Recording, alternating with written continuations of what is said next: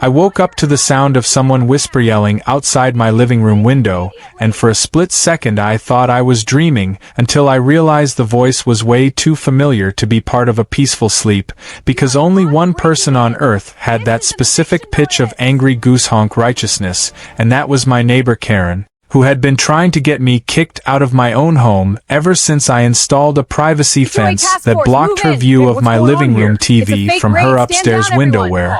she sat with binoculars and snacks pretending to be a neighborhood watch but actually just stalking me. And as I peeked through the blinds I saw her wearing a black hoodie that still had a price tag on it, holding her phone in one hand like she was recording a documentary and a crowbar in the other like she was auditioning for a burglary show on cable. And in that moment I knew that whatever she was planning tonight was not only going to backfire, but become the kind of chaos that would double my popcorn budget for the month. Karen had convinced the HOA board that I was a rule breaker, even though the irony was that our little street didn't actually have a real HOA. Just her and two other retired busybodies who liked to pretend they had power by printing their own stationery and stamping papers with a crooked rubber stamp that said violation in Comic Sans, and her latest crusade involved spreading a rumor that I had illegal tenants, unlicensed construction, and underground fight clubs in my basement just because I had extra cars in my driveway and a gym bag once accidentally left by the door. So now her genius plan was to break into my house to film evidence of my supposed crimes and then submit it to her imaginary enforcement committee, because in her mind felony trespassing is called community service. I stayed perfectly still as she tiptoed toward my back door, narrating loudly to her phone as though this was some investigative piece exposing the monster next door, while her ponytail swished like a metronome keeping the beat of stupidity. And I found myself torn between calling the police immediately or letting this unfold like a nature documentary where the predator is also the prey. And since my security cameras were already recording from 3 different angles, I decided to sit back and enjoy the show for just a moment longer, because Karen always claimed I was dramatic, when actually she was the one who turned every minor inconvenience into a war crime. She tried the doorknob first, and when it didn't budge, she whispered something about me blocking her civil right to safety, which made 0 sense because this was my locked house, not public property, but logic had long since filed a restraining order against this woman's brain. And then she shoved the crowbar into the doorframe and grunted like she was prying open a bank vault instead of a wooden patio lock, while continuing to hold her phone up high trying to catch the perfect angle like this was TikTok, and she was moments away from dancing her way to custody. Meanwhile inside, my motion sensors detected a threat and my smart system activated the lights, alarms, and automated recording notices that announced loudly this property is being monitored by security devices and law enforcement has been notified, which caused Karen to screech in surprise and drop the crowbar on her own foot while stumbling backward into one of my potted plants that crashed onto her head like the universe itself bonking her for being stupid. And as she scrambled up she began yelling that I attacked her, which was interesting considering I was still inside sipping yesterday's lukewarm coffee, watching this real-life episode of Dummy vs. Home Security. She ran to the window and started accusing me through the glass of harboring dangerous people, which I assumed meant she saw my life-sized cardboard cutout of Dwayne Johnson in the hallway that I had gotten as a gag gift, but apparently she believed The Rock lived in my house and was part of the secret tenant conspiracy. And she demanded I let her in so she could check the premises for violations, threatening that if I didn't comply she would submit the footage she recorded to the board and have me evicted immediately, even though she had literally just recorded herself committing a crime and narrating it like a confession monologue. I finally unlocked the door but didn't open it, speaking loudly through it so the microphones would capture everything clearly, and asked her with genuine curiosity what rule exactly she believed I broke by being asleep at 2 a.m. in my own home,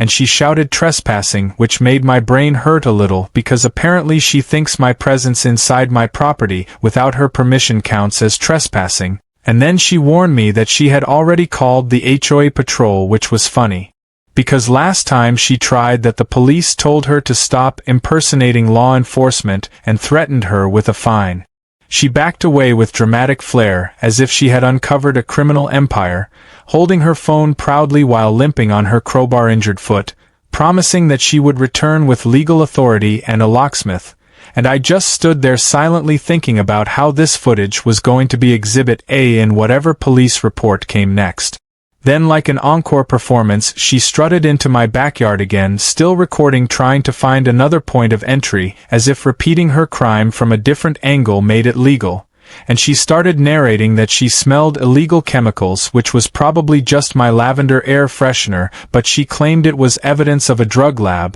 And she climbed onto my garden storage box, attempting to reach the second-floor window, but the plastic cracked under her weight, and she toppled backward onto the lawn, making a sound like a deflating pool float, while her phone flew into the grass and continued recording her full Karen meltdown. I knew this was the perfect moment to call the police and ensure the authorities had a front-row seat to this circus. So I dialed the non-emergency number and calmly explained that my neighbor was currently breaking into my home while filming her own crimes for reasons unknown, and the dispatcher said officers were already on the way because the security system alert had pinged them 3 minutes earlier. So I stepped outside to wait and watched as Karen limped around searching for her phone, while mumbling about how she would frame this all as self-defense because apparently she thought my house attacked her. By the time the police car pulled up, she had found her phone and started yelling that I kidnapped her property, which was ironic because her property was the phone she dropped while committing a felony,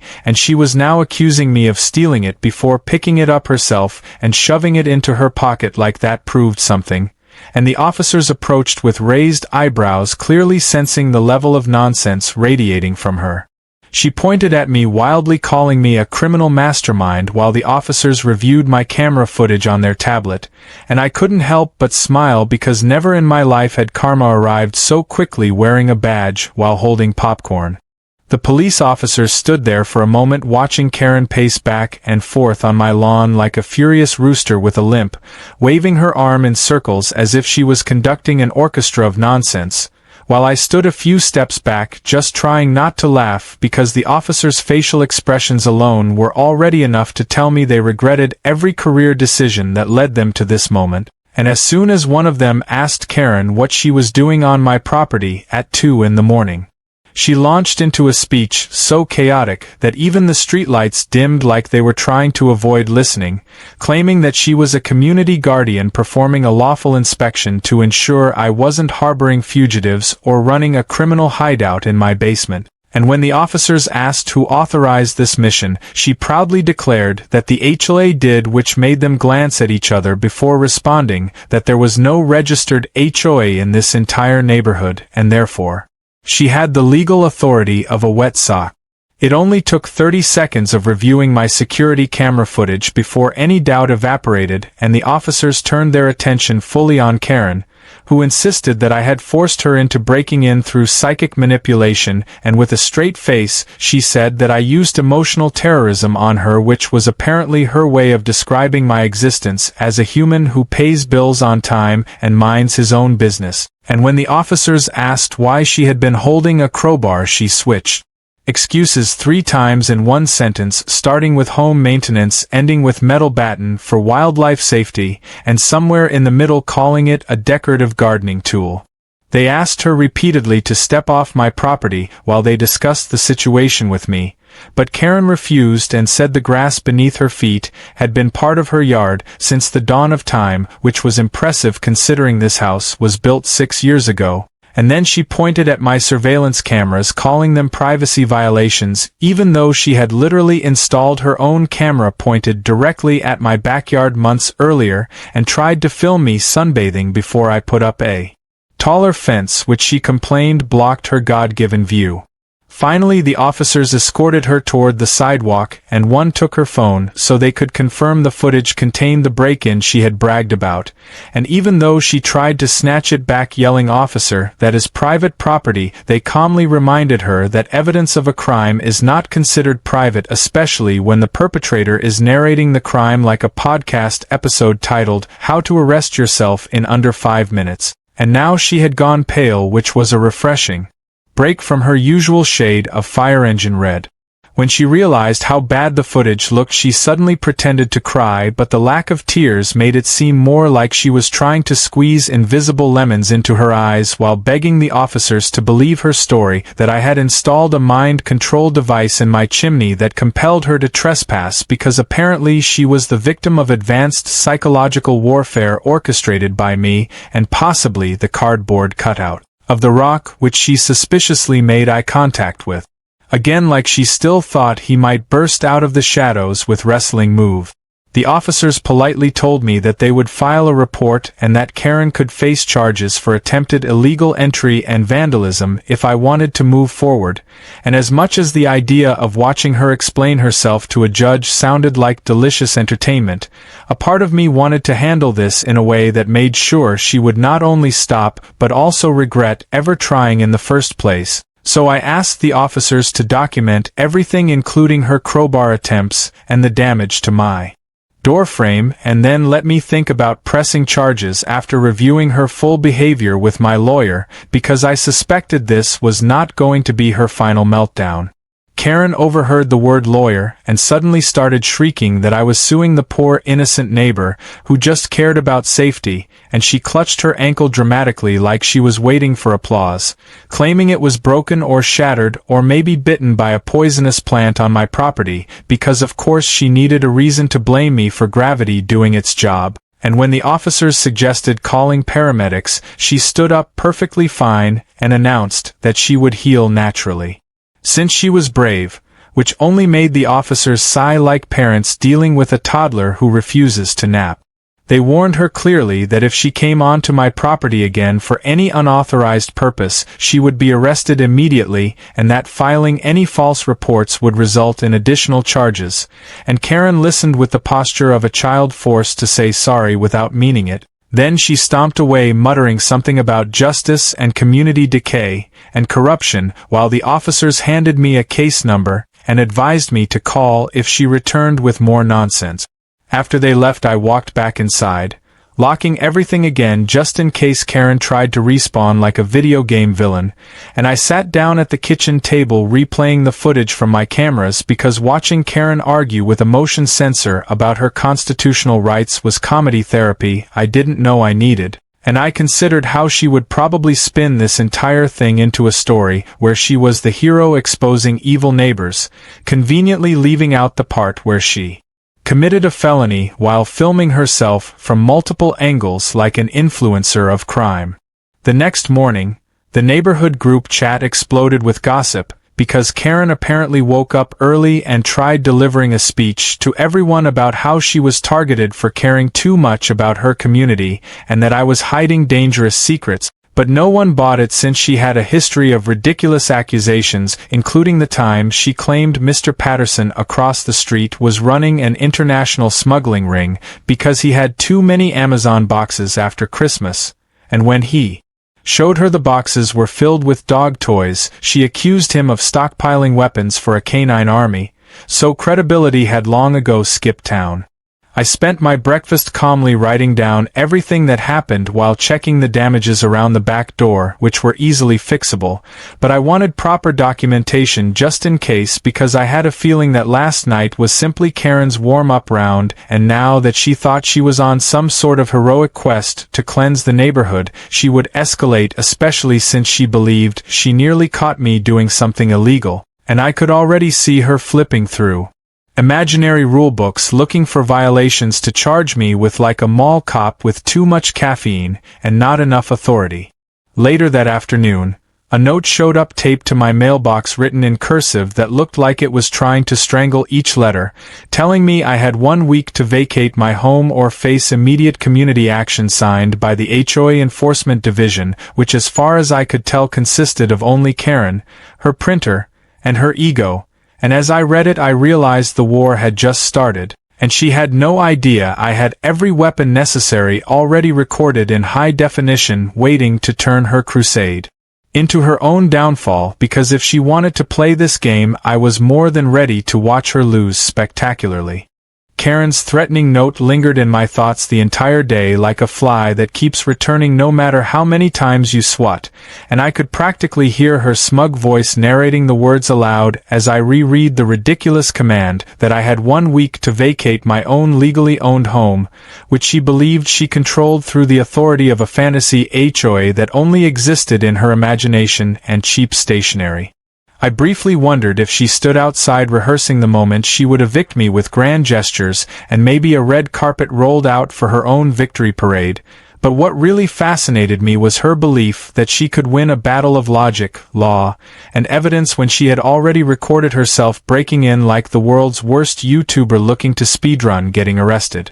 I tucked the letter away in a folder labeled Karen Fails Volume 1 because something told me I would eventually need Volume 2 and 3, then sat down at my desk to check the camera footage again to see if she had left any other surprises while I slept, and to my utter lack of shock she had indeed returned around 7 a.m. to lecture my front door about ordinance compliance while filming herself and giving a tour of what she called the future liberated property, which was apparently mine but she planned to rule over like a suburban dictator. She paced in front of my porch claiming the fencing height violated standards and that my flower bed was harboring invasive species and that my mailbox was angled improperly toward the street in an act of hostile aggression against neighborhood aesthetics, all of which would have been more insulting if she had any actual authority beyond being permanently angry. She even tried to measure my driveway with a broken ruler she found in her garage before loudly declaring violations and writing notes in her binder labeled evidence, even though it was just scribbles of nonsense like dangerous hose and possible underground passages, which made me wonder if she thought I was building a secret lair beneath the patio. Watching this, I couldn't help laughing because Karen's imagination was the most ambitious part of her personality, and the more desperate she got, the more confident she seemed that she was some kind of suburban Sherlock Holmes uncovering criminal plots. But beneath all the comedy, I knew this wasn't harmless. Karen was escalating, and people like her didn't stop until something forced them to face reality with consequences heavy enough to crush their delusion. I took the entire binder of police documentation and camera clips to my lawyer that afternoon, who after 5 minutes of reviewing the footage removed his glasses, rubbed his eyes like he had been confronted with the purest form of stupidity known to mankind, and asked if my neighbor had escaped from somewhere that specialized in padded walls, because he hadn't seen this level of self-incriminating effort in years. He told me I had every right to press charges immediately, but also pointed out that if we waited a little longer, she would probably add even more crimes to the collection since she clearly wasn't done embarrassing herself, and while any normal person might worry about waiting too long, I knew Karen would not disappoint because she was fueled by righteous delusion and HOA-themed caffeine. When I returned home, I noticed something new on my lawn that hadn't been there before. A giant handmade sign stuck into the grass with a crooked stake that declared illegal resident investigation ongoing authorized personnel only in large red handwriting that looked like an angry toddler had written it with ketchup, and I began laughing so loud that a jogger passing by gave me a thumbs up without even knowing why, the comedy being contagious. It didn't take long for Karen to appear because she had installed herself as a guard near her window like a hawk watching prey, and she marched over immediately yelling that I was not permitted to remove the sign because it was an official notice from the HOA, which made me ask her nicely to show any legal paperwork proving the HOA existed, and she responded by accusing me of destroying community property with my eyes because apparently staring counts as vandalism now. Then she changed tactics and demanded to inspect my backyard garage again since she believed illegal construction was happening behind those doors, which was funny because the only thing inside that garage were spare tools, a lawnmower, and the accumulation of good life decisions she never had. But I calmly reminded her that she was legally barred from entering or stepping foot further onto my land or she would be arrested, and she responded by pretending she was taking notes for a violation. Report while mumbling this entire house is a violation under her breath. I decided to let her stew in her own drama while I installed a few additional security features, including a new camera near the garage and a motion-activated recording spotlight that would ensure any late-night Karen expedition would be captured in cinematic glory, and the satisfaction of tightening those screws felt like preparing a trap in a comedic cartoon where the villain repeatedly runs face-first into the same mistake. By evening, the neighborhood had grown curious about the escalating tension because Karen couldn't keep her mouth shut and had been going door to door telling people she was fighting crime by evicting a dangerous lawbreaker, which only made Mrs. Halsey from across the street text me asking if I had joined a secret agent program because Karen was convinced I was hiding fugitives trained in martial arts. And when I told her the truth, she sent back 10 laughing emojis and said she was making popcorn for whatever happened next. Dinner that night tasted like anticipation because I could feel Karen brewing up a plan that would outdo her previous disaster, and part of me was already guessing she would return after dark for another recording attempt, especially since she probably convinced herself the police only sided with me because she lacked enough footage to prove wrongdoing. So I wrote the date on a fresh page of my documentation folder in large letters because I knew I was about to add more content. Around midnight the motion sensor pinged and the recording spotlight flashed to life, bathing the backyard in bright light, and as I opened my security feed I saw Karen crouching near the side gate wearing camouflage that matched nothing in the environment, holding a pair of bolt cutters in one hand and her phone in the other, narrating in a dramatic whisper that she had to disable my illegal perimeter defenses to uncover the truth inside before this criminal empire expanded to the whole street, and I could barely hold my laughter because she looked like someone's mom trying to cosplay as a spy without knowing how any of the equipment worked. She clipped the first chain link with a loud snap and then stopped to shush the silence around her like she expected guard dogs or henchmen to appear, but all she got was my automated voice system announcing "You are trespassing, leave immediately," which sent her into panic mode as she tried to unlock the gate faster while saying she had the right to rescue the community from my tyranny. I waited until she stepped fully onto my property before calling the police again because I wanted everything on record, and this time I also turned on the outdoor speakers so every word she spoke echoed through the yard, making her frantic commentary sound like a comedy broadcast,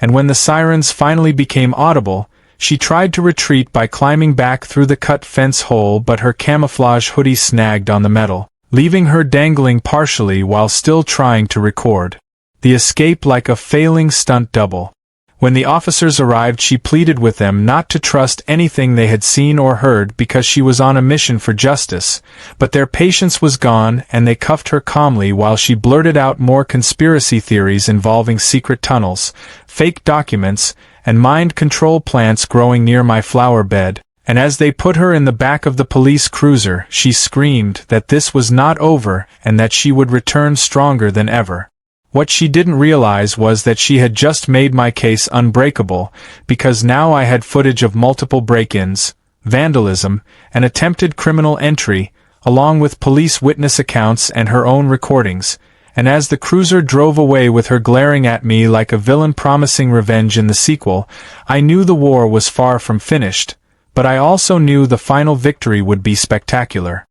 With Karen temporarily removed from circulation thanks to her late-night espionage attempt ending in handcuffs, the neighborhood experienced a rare moment of peace that felt so unfamiliar I almost forgot what silence sounded like without the faint background noise of Karen yelling about something that didn't matter. But quiet around here never lasted long because Karen treated reality like a trampoline, always bouncing back even when logic and consequences tried to flatten her. Sure enough, only 48 hours later, I woke up to the sound of tires screeching outside, and when I looked out the window I saw Karen being dropped off by what looked like her cousin's rusted minivan, stepping out dramatically wearing a medical boot on her foot and a bright yellow safety vest like she was returning from a heroic mission rather than being released after a trespassing incident, and she immediately pointed at my home as if announcing to an invisible audience that the villain had not yet been defeated.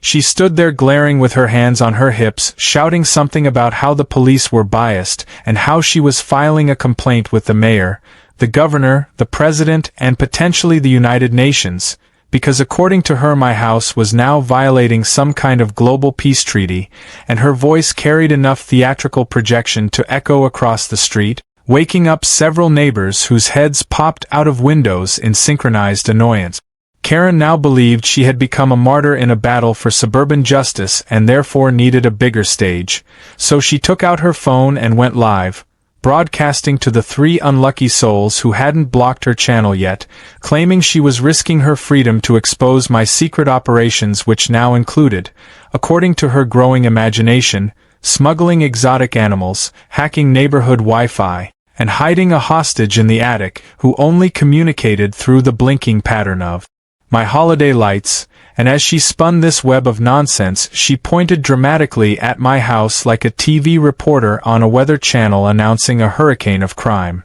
Moments later, reinforcements arrived in the form of HOA board members, which consisted of exactly 2 people. Mildred, who always sided with Karen because she needed a hobby, and George, who just went along with anything that kept him from returning home to the 7 cats that ruled his life like furry tyrants. They marched toward my property line waving clipboards covered in laminated homemade rules, yelling that they demanded an immediate home inspection to ensure compliance with community standards, and I calmly stepped outside to greet them with the most polite expression I could muster, even though internally I was imagining confetti cannons celebrating the moment they all spontaneously tripped on their own egos. I told them clearly and firmly that they had no legal authority here, something I had already explained multiple times, but Karen puffed herself up and declared that due to my alleged criminal activity she was invoking emergency HOA intervention, a phrase that felt like it belonged in a cartoon universe rather than real life, and she demanded I surrender my house keys for evidence gathering, which made George nod vigorously like a bobblehead trying to keep a job. I informed them that the police had already handled the situation and advised Karen to stay off my property, but she cut me off, yelling that police were merely puppets of corruption and true justice required citizens like her to take charge. She then produced a document she had printed with a shiny golden sticker that looked like something taken from a children's craft kit, and she shoved it into my hand, screaming that it was a lawful eviction notice. I stared at the paper and realized it wasn't even properly formatted. The text was full of typos, including the word neighbor spelled 3 different ways, and it ended with a signature line that simply read Supreme HOA Authority, which I guessed referred to her new self-appointed title. Rather than arguing further, I took the paper and tore it in half while staying on my side of the property line, watching Karen gasp like I had just destroyed the Declaration of Independence. She screeched so loud that a dog 3 houses down began barking in solidarity against the chaos, and then she turned to her livestream audience saying, "You see this, he's destroying legal documents," which she believed would play well online, except the comments immediately filled with people telling her to go home, go to therapy, or go touch some grass, and she angrily blocked half of them within 20 seconds. Then came the moment she escalated from comedic threat to desperate delusion.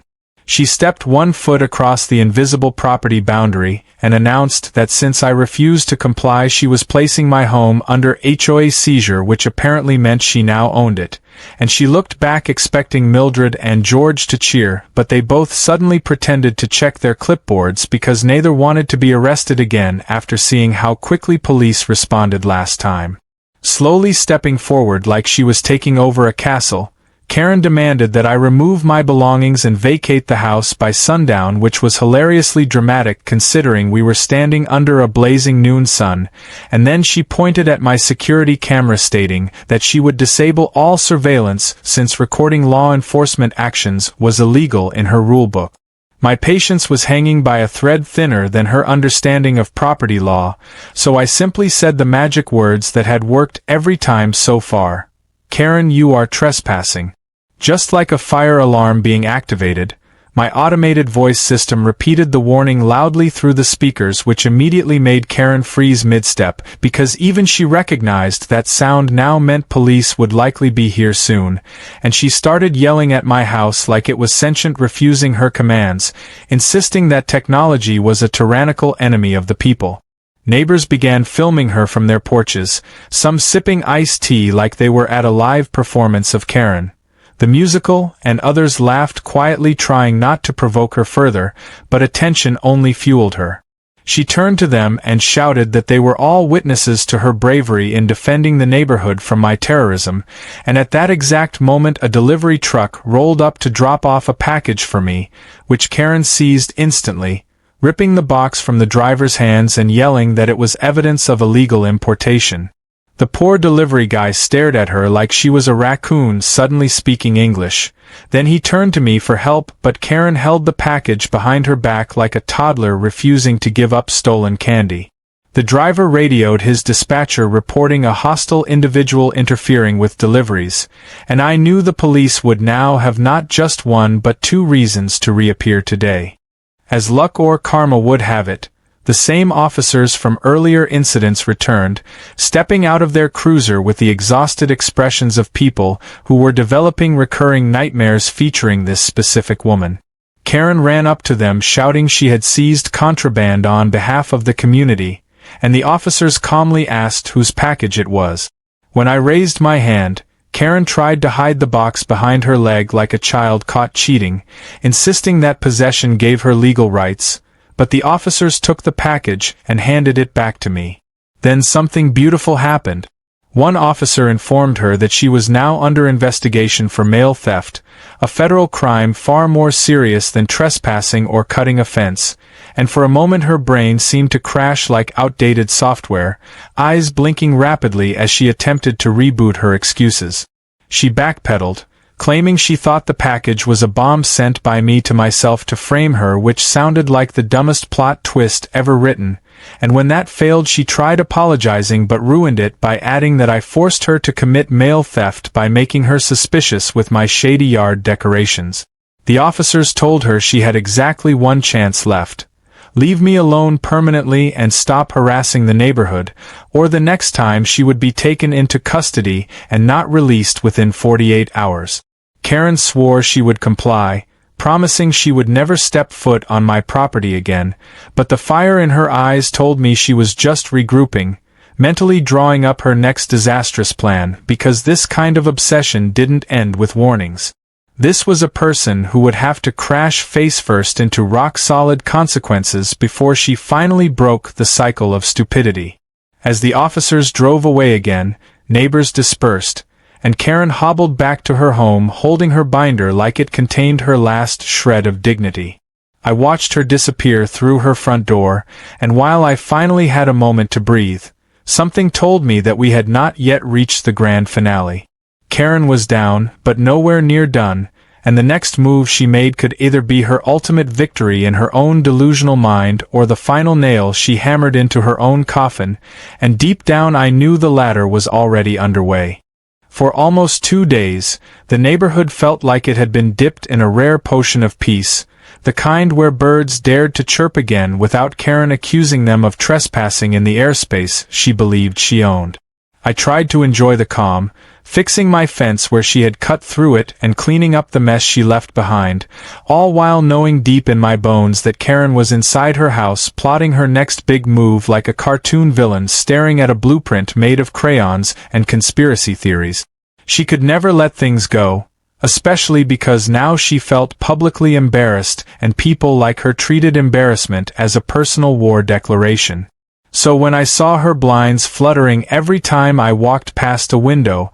I knew she was watching, waiting for the perfect moment to strike with all the tactical intelligence of a squirrel that keeps running into traffic because it believes cars are optional suggestions. On the third morning after the package incident, I woke up to tire tracks in my driveway that weren't mine and a new sign pinned to my front door reading "Final Notice of Community Seizure," which made me sigh, the kind of sigh that comes from deep in the soul when you realize stupidity has returned stronger than ever. I removed the sign and noticed a flyer stuck underneath my windshield wiper, showcasing an invitation to a community hearing regarding my eviction held at Karen's house that evening, with an RSVP section at the bottom that had already been filled out for me with a giant X next to the word attending. My first instinct was to laugh, because Karen hosting a community hearing was like a raccoon hosting a formal tea party. But then I remembered she had access to basic office supplies and zero self-awareness, which made anything possible.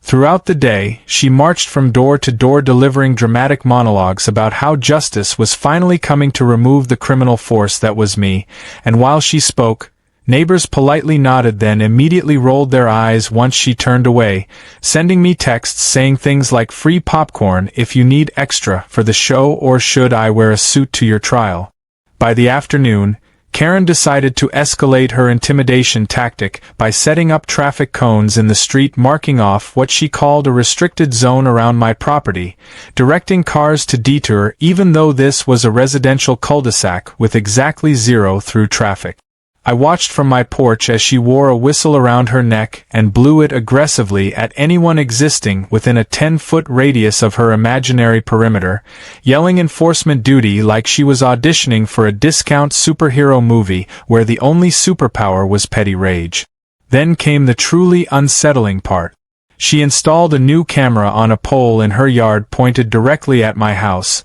claiming it was for evidence gathering, and she posted a sign underneath that said facial recognition in progress, which was a technological lie so bold that even the camera looked embarrassed. Knowing how much she loved documenting every second of her crusade, I decided to beat her at her own game by making sure every angle of her nonsense was recorded. I adjusted my cameras again and added a microphone near the front walkway, not to spy but to legally protect myself, because Karen was clearly preparing to attempt something spectacularly stupid. As the sun dipped beneath the rooftops, neighbors slowly gathered in groups whispering and laughing, watching Karen set up folding chairs in her backyard like she was preparing for a courtroom drama sponsored by Chaos. She even had a podium made from stacked milk crates, a megaphone, and a binder thicker than a tax audit, which she placed down with the seriousness of someone who believed history books would one day document her bravery.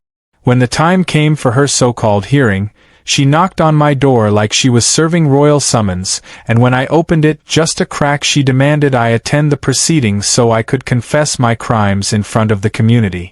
I told her point blank that I was not going anywhere near her property after repeated police warnings and legal restrictions, which only made her grin like she had been waiting for that answer. She raised her megaphone and shouted loud enough to wake every sleeping bird that I was refusing to comply with lawful proceedings, and therefore she would hold the hearing without me, which was probably safer for my sanity anyway. So I watched through my cameras as she called the meeting to order, clearing her throat dramatically before speaking into the megaphone, even though there were only 6 people sitting 5 feet away. She welcomed everyone to the trial of the century and announced the charges against me one by one, which included unapproved flower colors, suspiciously fast Wi-Fi, possession of a cardboard cutout meant to intimidate, possible illegal pet ownership of the squirrel that visited my bird feeder, and aggressive lawn care equipment. One neighbor who had always tolerated Karen's antics finally raised his hand and asked politely if any of these accusations were real laws or just things she made up while angry, and Karen responded by accusing him of aiding and abetting a dangerous fugitive. When the audience began questioning her logic more than applauding it, she decided to introduce what she called the evidence, projecting video clips onto a wrinkled bedsheet she had taped to the fence. But since she only had her phone to display them, the footage showed up tiny and upside down, making it look like she was hosting a film festival dedicated to incomprehensible blurry nonsense. Every time she tried fast-forwarding, she accidentally rewinded, and every time she tried pausing, she froze the video on her own face mid-scream. Even better, every clip showed exactly what the police documented. Her breaking into my backyard, whispering like a villain, falling repeatedly, and narrating her crimes like confession audio commentary. As the crowd watched her greatest hits of stupidity, laughter spread so loudly Karen lost control of the meeting. She yelled at them for disrespecting a lawful trial and slammed her binder shut so aggressively that half her papers flew into the air like confetti celebrating her failure. The neighbors slowly walked away shaking their heads, leaving her alone with her megaphone and humiliation glowing red on her cheek. Furious and frantic, she grabbed the bedsheet screen, ripped it down, and stormed inside her house, slamming the door so hard that a ceramic garden gnome toppled over on her porch like even the decoration was done with her behavior. I sat inside watching this unfold live on my monitors, and even though it was hilarious, I felt a quiet twinge of realization. Karen was unraveling faster than ever. Every social attempt to embarrass me was backfiring spectacularly, leaving her reputation shredded to bits in front of the very people she hoped to recruit as allies. And when a person like Karen runs out of support, logic, and patience, they do something even more desperate. They turn their wrath entirely toward the person they blame for their downfall. Which, in her eyes, was me. I locked every window, reset every camera angle, and triple-checked the automated alert system. Something told me Karen wasn't just going to come back. She was going to do it bigger, louder, and dumber than she ever had before. Karen disappeared from public view the next day, which would normally be the kind of peaceful relief any rational person appreciated, but with her it was more like the eerie silence in a horror movie right before the masked lunatic charges in screaming. I could practically feel her plotting from behind those tightly closed blinds, her brain cooking up a new master plan built entirely out of ego and bad ideas. I remained cautious, checking cameras constantly and making sure any door or gate was locked, because I knew Karen would not accept defeat after the disaster she called a community trial. She had embarrassed herself so thoroughly that her pride needed revenge to stop shriveling. And she always convinced herself that the more dramatic she made the situation, the more righteous she would look to the world. So when the sun went down and everything looked calm, I knew she was just waiting for darkness to unleash whatever she believed counted as a tactical maneuver. Right around midnight, one of the motion alerts triggered on my phone, accompanied by my backyard spotlight automatically igniting the night. Instantly I saw Karen on my screen wearing all black again, this time with cheap face paint smeared like a rejected bank robber costume, holding what looked like a camcorder from the early 2000s strapped to her chest with duct tape, as if she had upgraded from smartphone crime recording to documentary-level stupidity.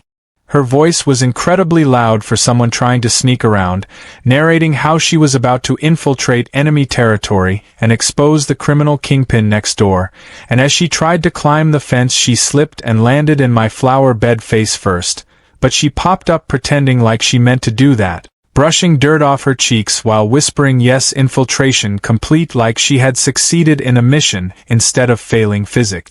I dialed the police yet again but decided not to confront her this time because I wanted the footage to cover everything clearly without her overacting derailing it like usual. She approached the garage door and pulled out a lock-picking kit she clearly bought off some sketchy website that promised spy results in 5 minutes, but since she had the skills of a toddler trying to solve a Rubik's Cube blindfolded, each failed attempt made her angrier and louder. When that failed, she tried spoken intimidation as though yelling at a lock would make it surrender its secrets, shouting open in the name of community compliance repeatedly while shaking the door violently. After a minute of failure, she whispered to her camera that the lock was illegally reinforced with underground hacking technology, proving further evidence of dangerous crimes. She moved around the corner, her steps loud enough to wake the entire floral kingdom under her feet, and her poorly positioned camcorder swung wildly with every dramatic whisper,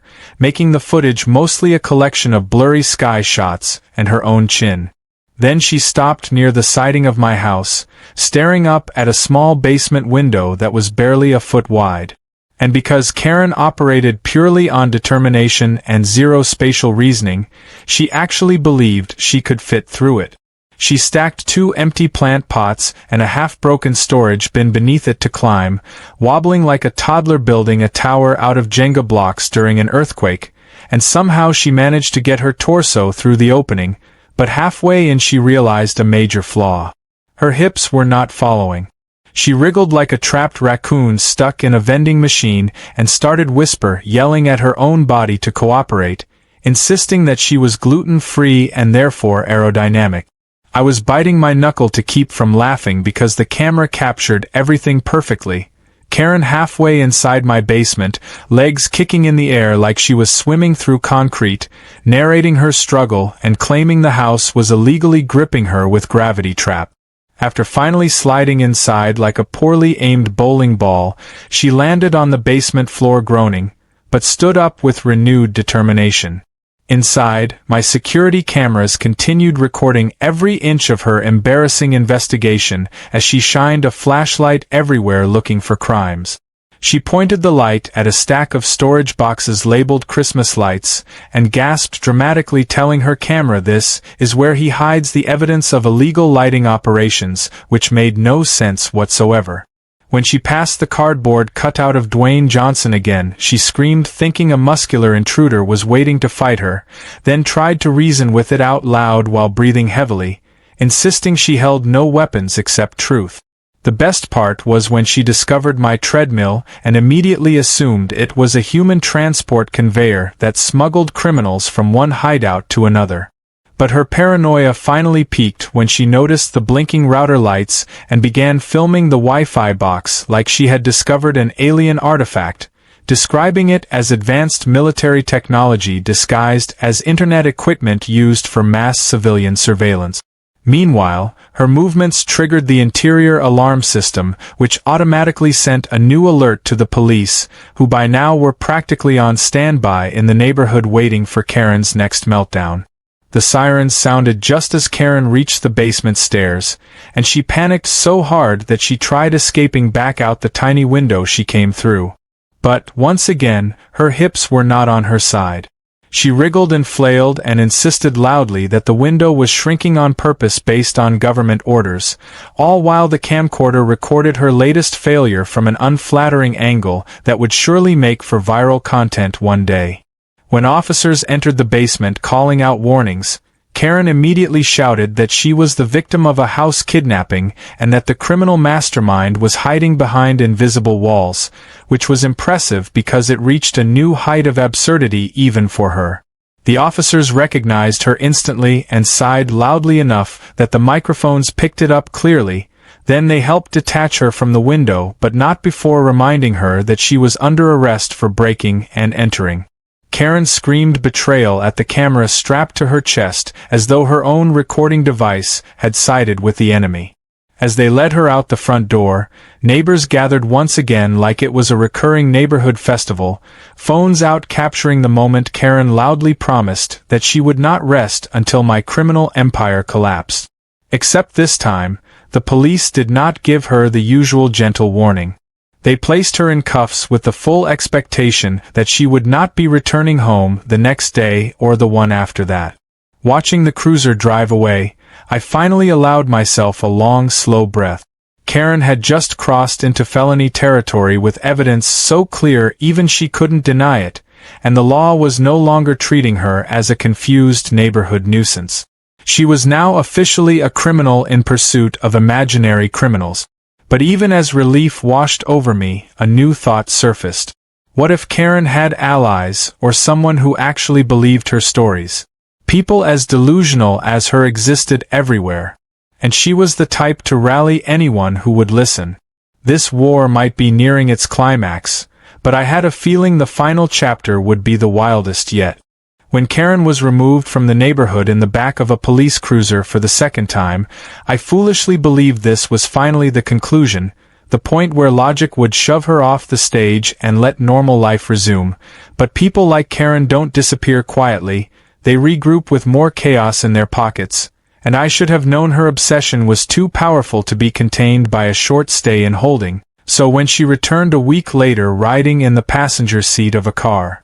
driven by a man wearing a bright red blazer and a cheap Bluetooth headset, I knew immediately that Karen hadn't just found support, she had found someone even more dramatic than she was. This man stepped out of the car as if the ground beneath him was a red carpet, holding a clipboard like it was a presidential decree, and Karen followed behind him with a posture so smug she might as well have been wearing a crown, waving proudly to the handful of confused neighbors watching from windows and porches, loudly announcing that justice had arrived. The real HOA authority was now here. Before I could even process the absurdity, the man strutted directly toward my property line and declared in a booming voice that he was Douglas Pennington III, Chief Compliance Officer of the National Neighborhood Excellence Bureau, which sounded like the kind of organization invented by a bored toddler with access to a typewriter. And he said he had been summoned by Karen to investigate severe community endangerment violations on my land.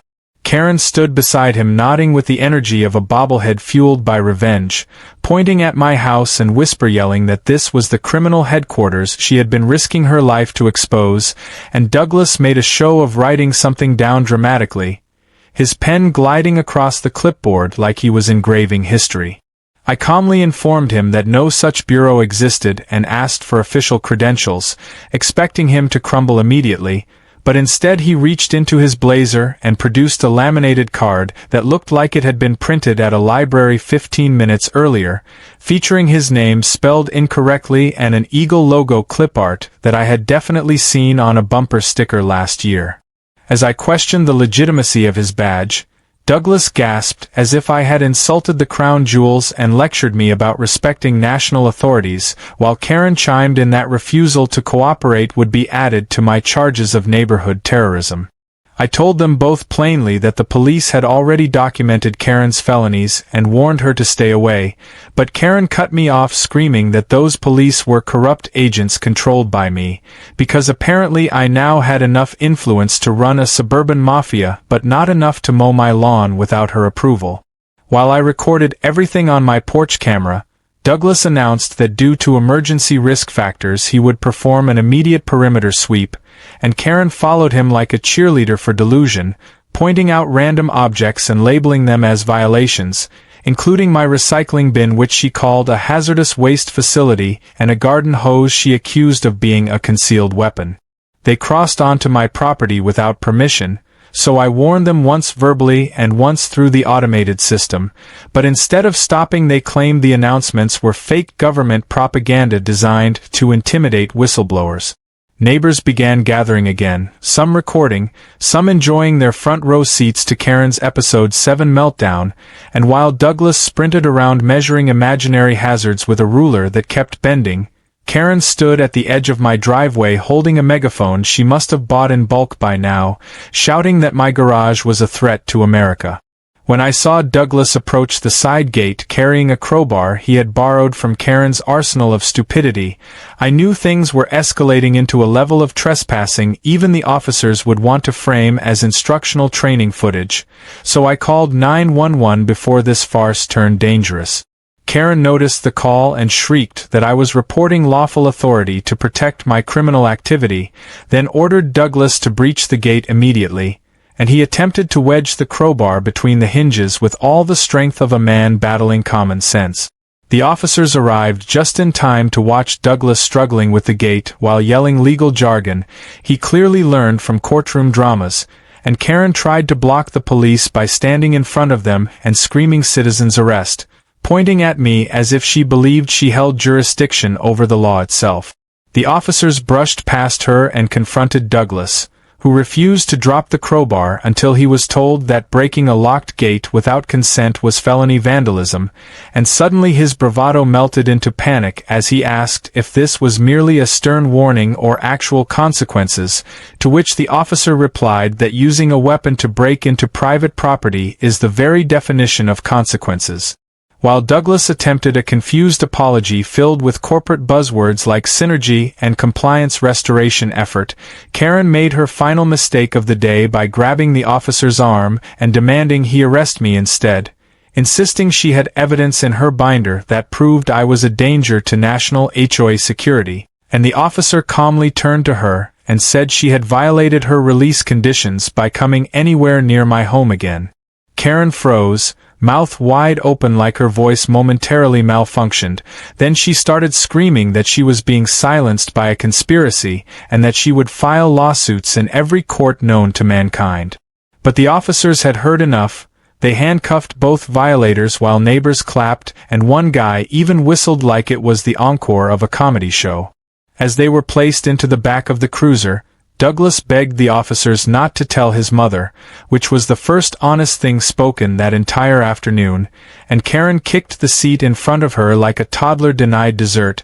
shouting that prison bars couldn't contain her justice and that I hadn't seen the last of her. When the police cruiser finally drove off, the entire street burst into relieved laughter, with Mrs. Halsey handing me a slice of celebratory banana bread and saying that the HOA meeting next month would be renamed Karen Appreciation Day because she provided endless entertainment. I smiled, thanked everyone for their support, but inside I felt a bone-deep exhaustion mixed with anticipation because even though Karen was removed yet again, her obsession had reached a level of absurd fanaticism that frightened me more than annoyed me. Someone who believes they are the protagonist of a holy war doesn't stop until forced to face a reality too solid to argue with. And judging by the escalating stupidity each time she returned, the grand finale was coming like a storm that everyone could sense but no one could predict. My house was stronger than her ego. My evidence was heavier than her delusions, and yet I prepared once again for whatever she would throw at me next, because this wasn't just a neighborhood feud anymore, this was the final stretch of a battle Karen believed she was destined to win, and the most dangerous moment is always right before everything falls apart for the villain who can't accept defeat. Karen's arrest alongside her fake compliance officer should have been the climactic ending to this entire saga, the moment she finally realized that real life doesn't bend to imagination or poorly laminated badges, but her mind didn't operate on the laws of logic or humility, and even while sitting in a cell she was cooking up her most outrageous comeback yet, because when she was released after processing, she didn't stroll back quietly. She arrived home in a frenzy of determination, as if she thought prison time granted her a diploma in law enforcement. I spotted her through my window stepping out of yet another ride, this time a ride-share whose driver looked deeply relieved to see her go, and she stormed inside her house without even glancing at my property, which should have been reassuring but instead felt like the calm before a hurricane of idiocy. For 3 whole days she was eerily silent, and I found myself jumping every time a leaf blew across my yard, because silence from someone who thrives on chaos is never a sign of surrender,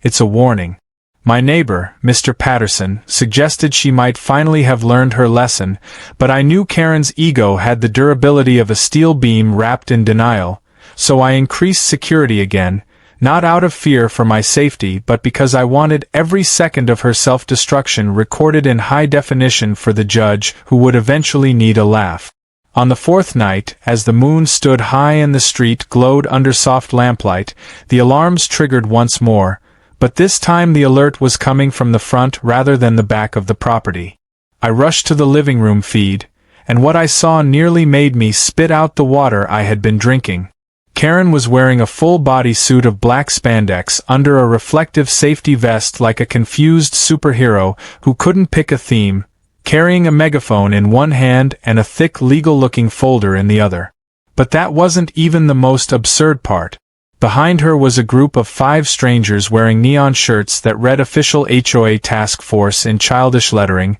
and each of them carried random objects like rope, a broom, bolt cutters, and what might have been a hockey stick, the kind of gear you gather when you announce a mission without explaining what it is. Karen marched up to my front lawn with her entourage, yelling through her megaphone that this was an emergency repossession and that everyone needed to evacuate the infrastructure crime zone immediately. She pointed accusingly at my house as if it had personally insulted her ancestors, and she declared in dramatic fashion that she had assembled the actual legitimate HOA board from online volunteer sources, which made me wonder if she had just bribed strangers on social media with promises of snacks. The group behind her didn't seem fully committed either. 2 guys looked like they had only joined because they thought there would be pizza, and one woman kept asking if there was a bathroom nearby. They followed her because she shouted with authority, but their uncertainty was obvious, especially when Karen instructed them to breach the entrance and recover illegal documents from inside the property, and none of them moved, probably realizing that committing crimes wasn't part of the volunteer job description they had been sold. I stepped out onto the porch because the police were already on their way thanks to the alert system, and because I wanted to see her face when her finale collapsed. And as soon as I appeared, she pointed at me triumphantly, screaming, "We have you surrounded," even though they were only blocking about 20 degrees of possible escape routes. I calmly stated that this was private property, and that every person involved was now partaking in criminal trespassing staged by a known repeat offender, but Karen raised her folder and yelled that she had obtained emergency federal eviction authorization, flipping open the papers to reveal pages she had printed from a website clearly titled "How to Create Your Own Legal Document for Dummies," and the stamp she used appeared to be a simple ink pad swirl that resembled a cinnamon roll more than a government seal. As she prepared to give the order to invade my home, police sirens split through the night air with perfect timing, and her ragtag crew immediately panicked like pigeons seeing a cat. One man dropped the broom and sprinted toward his car. Another loudly declared he never agreed to felonies and took off running down the street, and the woman with the bathroom emergency shouted, "Sorry, Karen, I'm not going to jail for property line drama," before fleeing. Within seconds her entire task force fell apart like a poorly taped cardboard set, leaving her alone waving her megaphone like a flag of failure. She attempted to bar the police from approaching, screaming that they were interfering with federal eviction laws, but the officers ignored her theatrics as if she were a background character in a show only she believed she starred in. When they informed her that this violation was her third strike in the span of weeks, and that she was now facing a list of charges longer than her binder of delusions, Karen completely lost whatever tiny grip she had on stability, screaming that I had bewitched the entire neighborhood into siding with evil, insisting that my house had mind control Wi-Fi lasers, accusing the cardboard cutout of Dwayne Johnson of being a henchman guarding illegal trophies, and ranting so wildly that even the officers momentarily looked stunned at the level of nonsense. They cuffed her yet again, and this time she didn't go quietly. She kicked her legs and shrieked, claiming she was being abducted by corrupt overlords, promising through gritted teeth that she would hire international lawyers, that she would take this all the way to the Supreme Court, that history would vindicate her. But history was watching through dozens of neighbor smartphones and laughing. As the cruiser finally drove away, the neighborhood gathered around me, clapping and cheering like liberation had arrived, and Mrs. Halsey handed out cupcakes someone labeled Karen Farewell Celebration, while Mr. Patterson joked that they should erect a tiny memorial sign reading "Here fell the worst HOA in history." Standing on my porch, the quiet wrapped around me finally without the tension of expecting another outburst, and even though I knew trials and paperwork still lay ahead, a weight lifted off my chest because this time everyone, including the law, was fully aware of the pattern and fully prepared to ensure Karen wouldn't return to unleash more chaos anytime soon. The detective assigned to the case called me the next morning, assuring me that with multiple charges including felony breaking and entering, mail theft, attempted vandalism, and orchestrating a trespassing mob, Karen would not be tasting suburban freedom again until a judge had enjoyed every moment of reviewing the mountain of evidence she had gifted us with her own camera. And so, after weeks of absurdity and laughter and danger and drama, I took one last look at the security screen showing Karen's empty house across the street. For the first time since she tried policing my life, I felt a complete and satisfying calm. In the end, she collected the evidence she desperately hoped would get me evicted, but all she recorded was the undeniable proof of her own downfall.